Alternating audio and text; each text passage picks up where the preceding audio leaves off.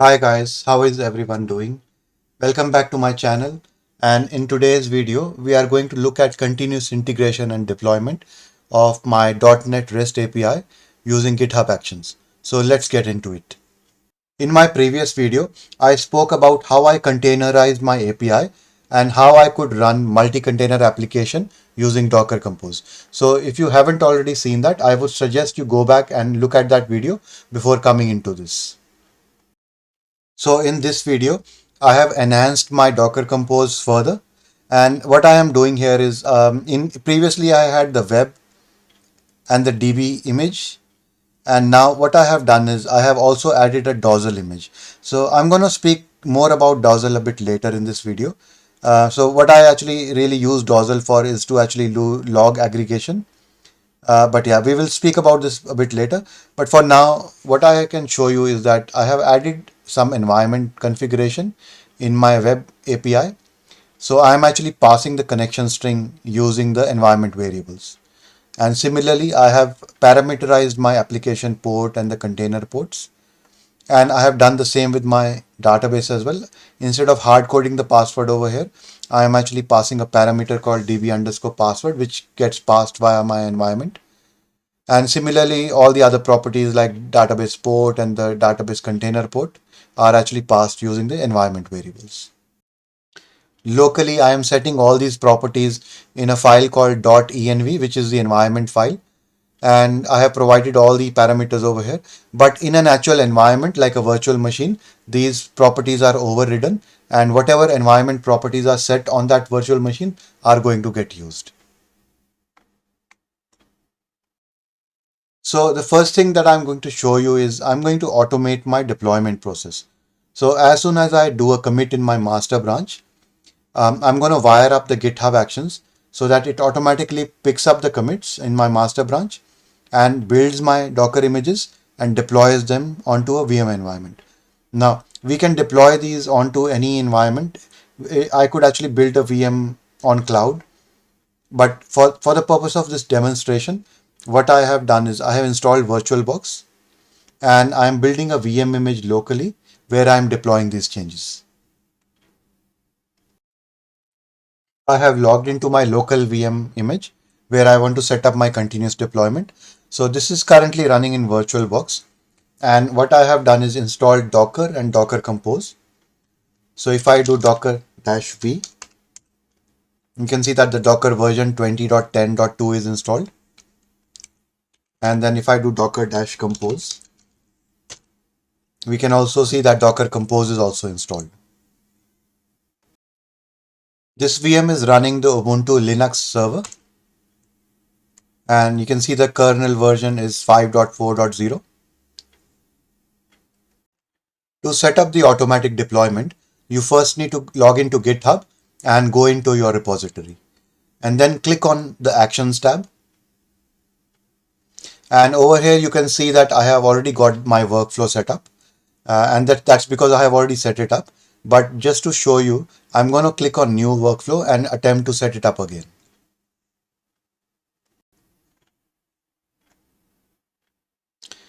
So what I have done is I have chosen a workflow called Simple Workflow. So if you just scroll down and click on More Continuous Integration Workflows, and there are too many workflows listed over here. So I'm just going to do a search. And that's the workflow that I started with. So click on Set up this workflow. This is going to open up a template that you can use to modify to your needs. The first section over here controls the trigger that will initiate the workflow. So when I push into my master branch, that will trigger a build. And then the section below here specifies the different jobs and the builds that need to run and the steps underneath it. So that's how I have set it up. I'm going to take you straight to the workflow that I have set up for myself. So this is my workflow configuration, and it gets committed directly under your project under the .github folder under workflows folder. So I have named my workflow as VM deploy because I want to deploy my project onto a virtual machine. So that's the name of my workflow. and that's the trigger. So as soon as I push changes in my master branch, it's going to trigger the build. And then under the jobs, I specify that I'm running it on a self-hosted instance, and then I have the steps that I need to run. So the first thing that I'm doing here is I'm checking out the master branch of my project. Then I'm creating the environment properties files. So what actually it's doing is I'm using certain secrets that I have stored in GitHub, and I'm using those secrets to actually create an environment file. So I run the echo command, and all the different environment properties, I am basically piping them into a file called .env. And those secrets are actually defined in my GitHub. So if I go into settings and then go into secrets, that's where all my secrets are defined. So this makes my app more secure, and I don't need to store any secrets in my source code, and they can be injected via GitHub. Now the next part of my VM deploy workflow is fairly simple. The first step that I do is just ensure that my Docker Compose is not running. So I run the command docker-compose down to make sure that if there is anything running by any chance, it is actually turns down. The next thing I do is do my build by doing docker-compose build. And then the last thing that I do is docker compose up -d, which means that it will run all my containers in my docker compose in a detached mode. And that's all that I need to do to run my application, because my docker compose has everything. It has the web application defined over here, it has the database defined over here, and then for logging it has the Dozzle defined over here, and there's nothing else that I need. Now, in order to wire all of this together, I need to set up my VM to run the GitHub runner agent. So for that, I need to go into settings, and I need to go into actions, and then in the journal, I need to click on runners. So I already have my runners defined over here, but what I had to do is just click on add runner and choose my operating system that I'm using as my VM and the architecture, and then it'll give me some commands that I need to run to actually install the agent on my virtual machine. So looking at those commands, it's basically making an action runner folder and changing into it. And then it's downloading an action runner using the curl command and extracting it. And then the next step, it's configuring the action runner using a token. So this token only works for a limited time. So if you don't set it up fairly immediately, then you'll need to come back here and recreate this script again. And then the last thing it's doing is running that script. And you can also set up this script to run in a service mode, which I'll show you now. So coming back into my virtual machine, I'm currently in my home folder. So I'm going to copy those commands one by one and run it on my VM. So first we're going to make the action runner folder and change into it. Then we're going to download the runner package.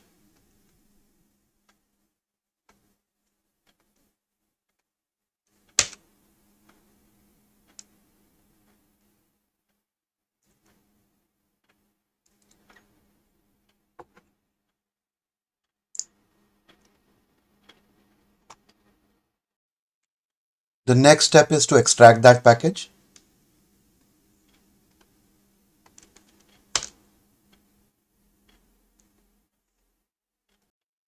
In the next command, I can configure and start my runner.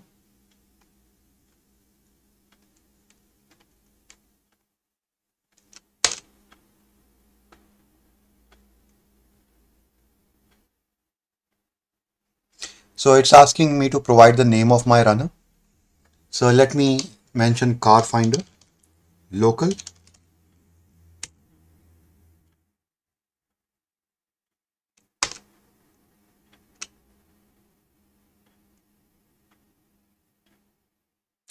Enter the name of the work folder. So I'm going to leave it as default, which is underscore work. and that has saved my settings.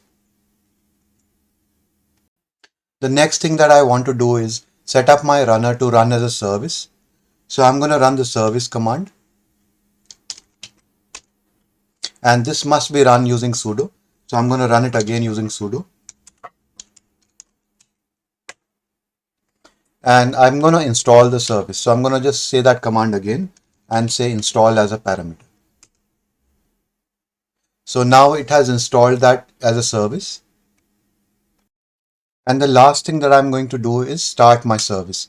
So I'm going to run that command again and say start. And that has started my service. Now, if I go back to my runners page, I should hopefully see that runner as online. So let me refresh that. Yep, now it's showing me as idle. So now this means that GitHub can connect to my runner. So this completes my setup to run my Web API project in my local VM environment using continuous deployment. Now I'm going to try and test it out and see how things are working. So first things first, we will first look at running the project in my VM environment. And then we are going to make some changes and we're going to see how it actually continuously deploys those changes into my VM environment. So in my virtual machine, my Docker is already running. So if I do Docker space PS, I can see that my containers are already running. So that's my Web API container running the .NET REST API, and that's my SQL server that's running. So it's running locally on port 2222 and it's forwarding to port 80 on the host. So if I go into my browser on my host machine, and when I do the car finder is the name of my local VM host name, and when I do the Swagger, I can see that my Swagger is loading. If I run one of my status APIs, it will return me a string which says car finder API is running on development environment. Now let's make a change in my REST API in my master branch and commit that change, and then we will see that continuous deployment happening. So normally what I do is I do my development in my develop branch, and when I am happy to push my changes into the virtual machine, I merge those changes into the master branch. So I am currently in my develop branch. So let's change my status API to have a different message. So I'll go into my car controller, and it was returning the string. The status API was returning the string. Car finder API is running on the environment, whichever environment it is. So let's change that and say something like car finder API is running on this environment. We are testing GitHub Actions. And let me save that. So I'll commit these changes and then I merge these changes into the master branch. Let me provide a commit message.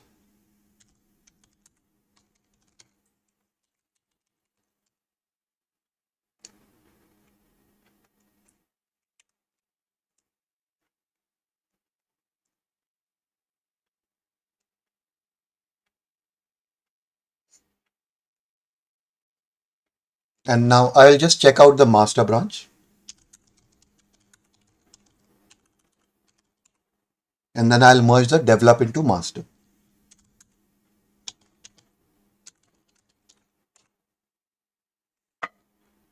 And then I'll do a push.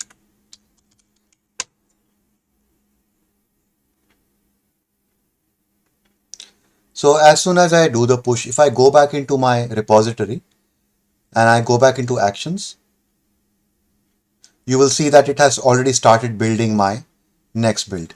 So this is a commit that I provided, testing GitHub Actions. And you can see that the build is happening and it will start running all the different steps that are there in the build. It's checking out my master branch. So that's a bit too fast actually. So it's checking out my master branch and then it's creating the environment properties files where it's loading the secrets from the GitHub secrets. It then ensures that my Docker Compose build is down. Then it's running the Docker Compose build where it's building the images, and then it's running the Docker Compose up where it's starting all the containers. So now my build has completed successfully. So this would have deployed the new version of the changes that I have done onto my virtual machine. Now we will come back into my Swagger and re-execute the status API.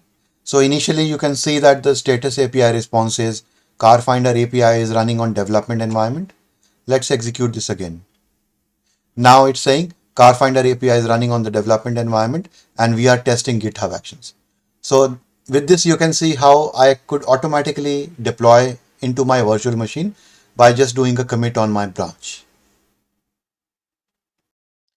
The next thing that I wanted to cover is how I am using Dozzle to aggregate and view my container logs.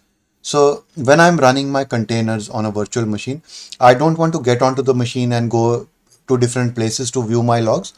I wanted to make it easier for me to access my logs using a browser or some web UI.